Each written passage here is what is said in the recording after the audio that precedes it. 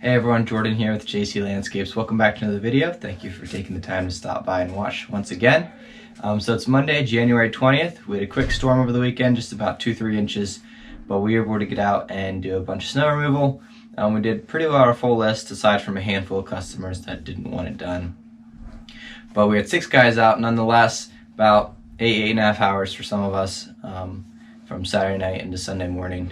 So we had 3 crews of 2 guys each, one with snowblower and a shovel, and then the other 2 crews, one of the crews had the Ventrac and the other crew had the Avant. So we don't own an Avant, but our dealer is at the bottom of the driveway for Avant. So it works out really nice. We're able to rent it whenever we have a storm where we're going to need it. So the rest of the video, there probably won't be much talking at all. I have quite a bit of footage and some time lapses, so you get to see a mix of a little bit of everything about what we got into that night. So I hope you guys enjoy it, and we'll see you in the next one. God bless and stay wild.